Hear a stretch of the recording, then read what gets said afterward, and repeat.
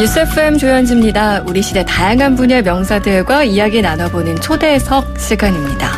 저 왕조현지는요, 학창시절 음악 방학 숙제하러 클래식 공연만 갔다 하면 그렇게 졸았습니다. 네. 멀끔한 옷에 구김이라도 갈까 허리 꼿꼿하게 세우고 잘 몰라도 아는 척, 누군가 박수를 치는 것 같으면 따라치고 해봤지만 참 졸음이 오는 건 막을 수가 없더라고요. 그때 이분들의 공연이 있었더라면 마지막 악장까지 클래식을 즐길 수 있었지 않을까라는 생각이 드는데요. 오늘 초대석에서는요, 청소년을 위한 클래식 사용법 콘서트를 여는 두 분입니다. 콘서트 가이드 나홍준 트럼펫터 그리고 이수민 바이올리니스트와 함께합니다. 두 분 안녕하세요. 안녕하세요. 안녕하세요. 네, 반갑습니다. 먼저 일단 질문을 제가 먼저 인사보다 드리고 싶은 게 있어요. 두 분 지금 행복하세요? 네. 아니, 지금 나훈 선생님은 바로 나왔고, 네. 이수민 선생님은 그 웃음만. 네, 저도 행복합니다. 성격이 워낙 긍정적이라서. 네. 네. 오늘 이렇게 또 조현지 아나운서님과 함께 방송을 네. 해서 또 너무 행복하고요. 갑자기요? 갑자기 사회생활을 시작하셨는데, 저희 청취자분들께 또 인사 부탁드릴게요. 먼저, 나 선생님부터 해주실까요? 네, 안녕하세요. 저는 트럼펫 연주자 나홍준이고요. 요즘 그 클래식 콘서트 가이드로도 같이 활동하고 있습니다. 네. 그리고, 네, 저는 그림 그리는 바이올리니스트 이수민이고요.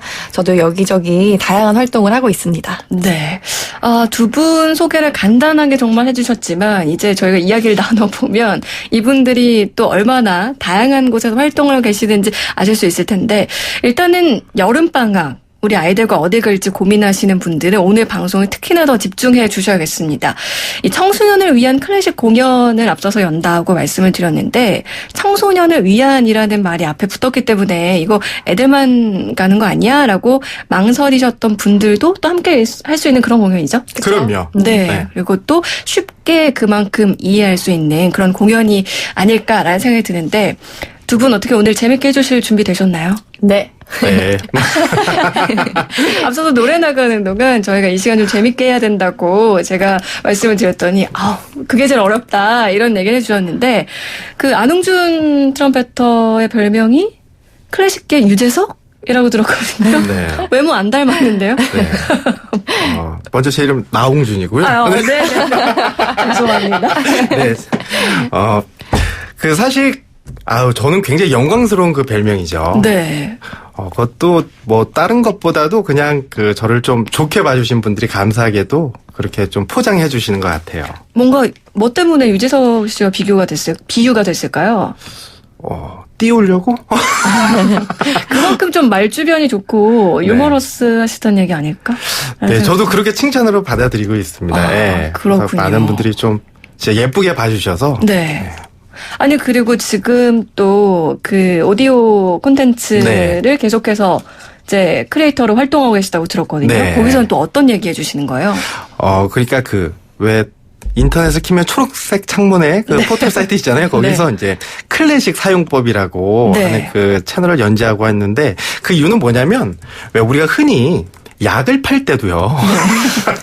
네. 약 판다고 하시니까. 그러니까 이야기 위험한 얘기인데. 네. 어디에 좋다 네. 이렇게 얘기하고 팔잖아요. 네. 근데 우리가 이제 클래식을 이야기할 때 좋다고만 이야기하지 사실 어디에 어떻게 좋다라고는 이야기를 많이 안 한 것 같더라고요. 그래서 이제 클래식 음악을 소개하면서 제 나름대로 이럴 때 이 음악을 들으면 좋다. 그래서 그 사용하는 장소, 뭐 네. 감정 그런 것들을 좀 이야기해주고 싶어서 이제 클래식 사용법이라는 채널을 만들어서 알려드리고 있습니다. 네. 우리가 이제 약 먹을 때 복용법을 참고하는 것처럼 그렇게 네. 지금 비유를 해주셨는데, 아니, 그리고 수민 선생님 같은 경우에는 크런니라는 별명이 있다고 들었어요. 네, 혹시 이게 무슨 뜻이에요? 무슨 뜻일 것 같으세요?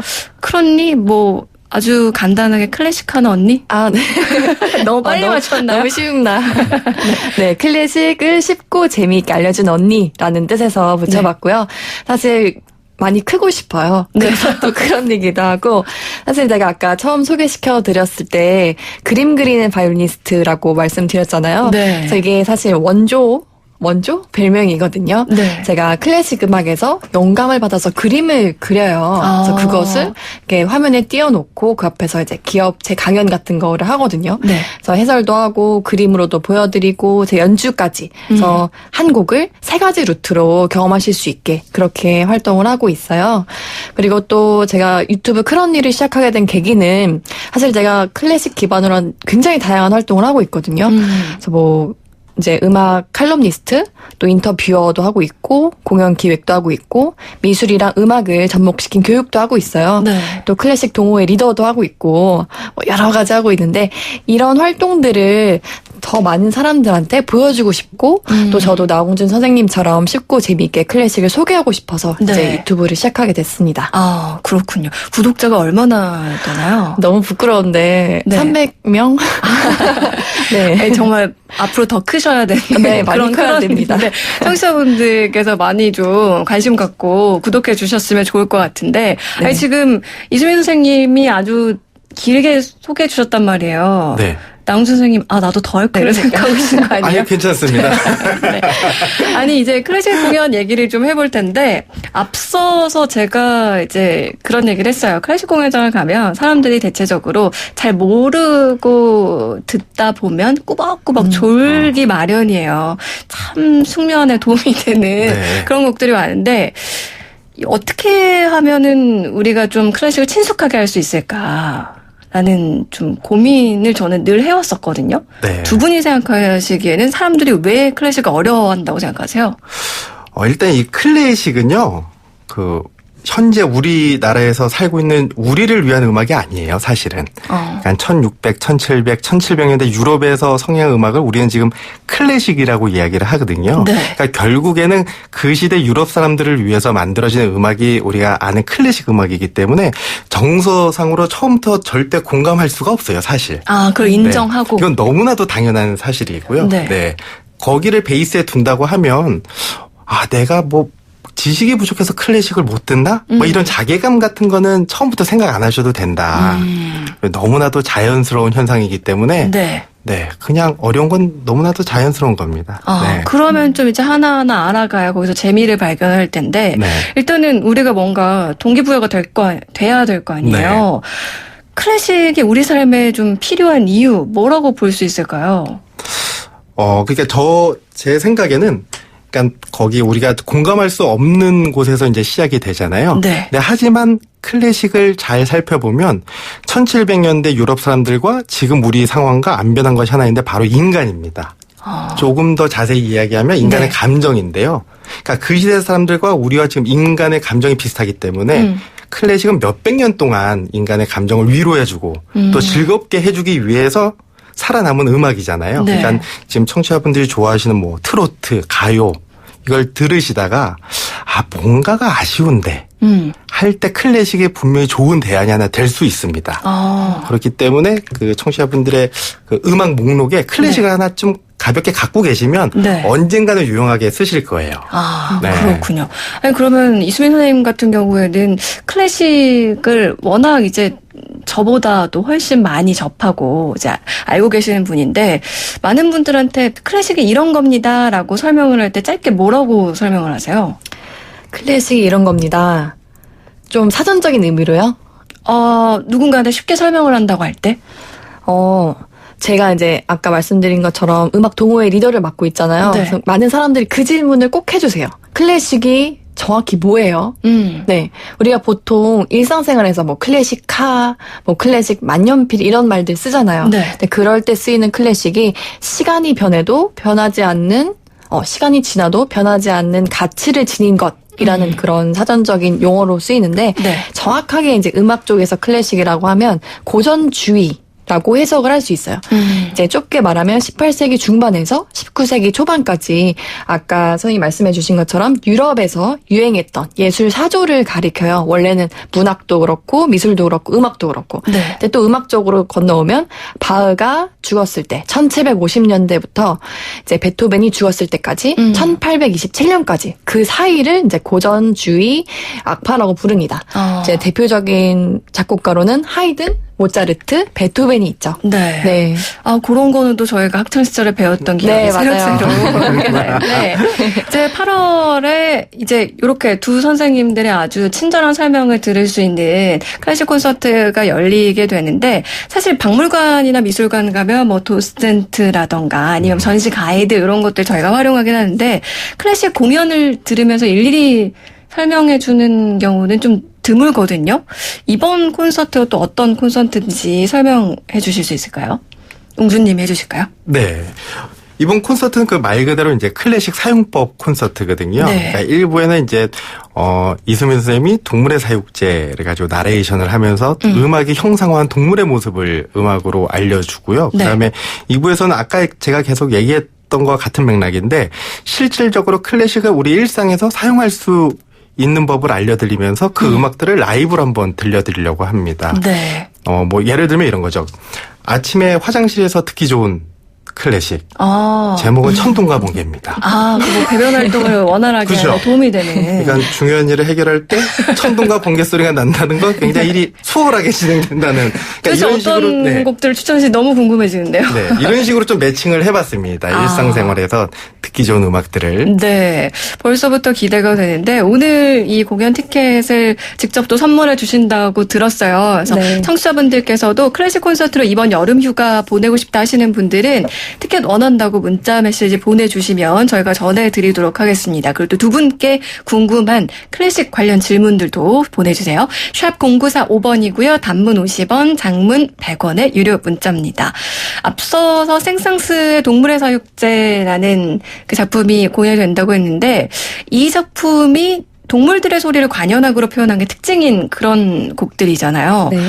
사실 근데 들으면서 이게 어떤 동물인지 잘 모를 때도 있는데 그걸 직접 중간중간 설명해 주시는 거예요?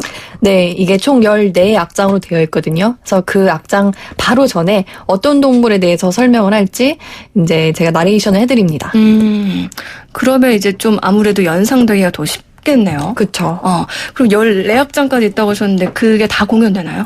네, 근데 사실 저희가 뭐 3, 4악장 정도까지 이제 음악이 이루어져 있다고 보통은 생각하시는데 이게 조금 특이한 케이스고 그렇다고 너무 길진 않아요. 왜냐하면 한 악장이 짧게는 30초, 뭐 길게는 3분 정도라서 뭐 다 들으시면 25분?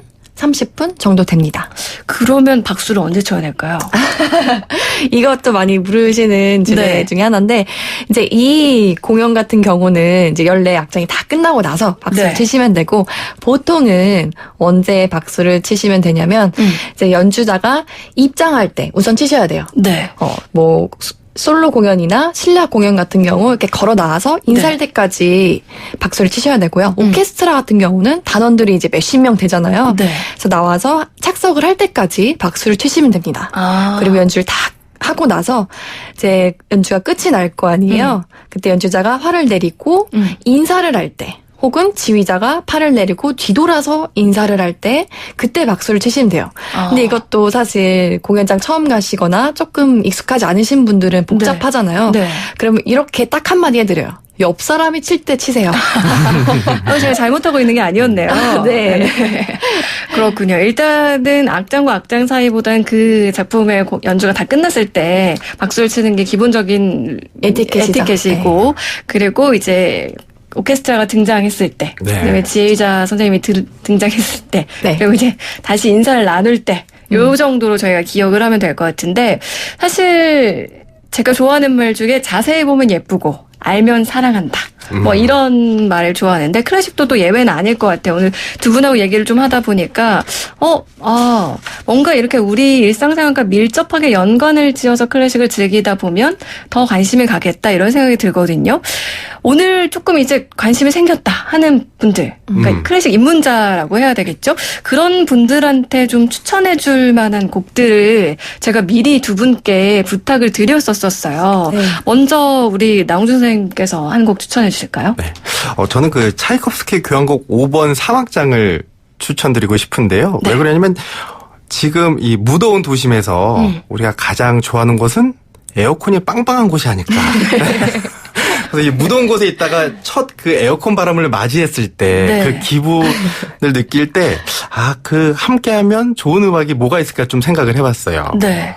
그때 차이콥스키 교향곡 5번 사막장을 들어보시면 마치 에어컨 바람과 같은 그런 기분을 느끼게 하는 멜로디들이 연주가 되거든요. 그러니까 그 순간을 음악으로 함께 배를 누려보시면 어떨까 하는 의미에서 네. 이 음악을 추천해드립니다. 시원한 데서 들으면 더 시원해질 수 있는 그런 그럼요. 곡일 네. 것 같은데 그럼 이수민 선생님은 어떤 곡 추천하세요? 저는 로베르트 슈만의 피아노 오중주 작품 번호 44번 준비했습니다. 네. 저는 특정한 악장을 골라오진 않았고 이제 네. 전곡을 골라왔는데 왜냐면 이 4개의 악장을 다 같이 들으셔야 그 매력이 배가가 되거든요. 네. 네, 근데 선생님이 되게 재밌게 설명을 해주셨는데 네. 저는 이제 간단히 설명을 드리면 네. 이제 올해가 로베르트 슈만의 부인인 클라라 슈만의 출생 200주년이 되는 해예요. 네. 그래서 올해 클라라라는 이름을 딴 기념음악회도 많이 연주가 됐었었는데 이제 간단하게 클라라에 대해서 설명을 해드리면 음악 신동이었어요. 피아니스트로 어렸을 때부터 이름을 날렸거든요. 그래서 당시 이제 피아노계 황제라고 불리는 리스트에 버금가는 그런 유명세를 누렸고요. 네. 또 얼마나 유명했으면 러시아까지 진출을 해서 순회 연주를 했다고 합니다. 또 클라라는 피아노 연주뿐만 아니라 작곡도 조금 했었었는데요. 이제 그 남편이 로베르트 슈만의 업적에 약간 가린 그런 면이 없지 않아 있어요. 네. 그래서 저는 연주할 때 이 클라라 슈만의 곡도 일부러 연주를 하곤 하는데요. 네. 우선 이 곡에 대해서 간단하게 설명을 드리면 저희가 시간이 없어서 지금 설명을 더 들으면 이 곡을 못 들어볼 것 같아요, 네. 선생님. 그래서 일단은 저희가 추천곡을 다시 한번 작품명만 한 번씩 읽어주세요, 선생님. 저는 차이콥스키 교향곡 5번 사막장. 네. 그리고 이수민 선생님은? 저는 슈만의 피아노 오중주 작품 번호 44번. 네. 이수민 선생님께서 추천해주는 곡 중에 저희가 사막장을 2부 끝곡으로 들어보려고 준비를 했는데요. 먼저 광고 듣고 2부 끝곡으로 저희가 전해드릴게요. 8월의 첫 번째 초대석, 오늘은 나홍준 콘서트 가이드, 그리고 이수민 바이올리니스트와 함께 했습니다. 두 분 오늘 함께 해주셔서 고맙습니다. 감사합니다. 감사합니다.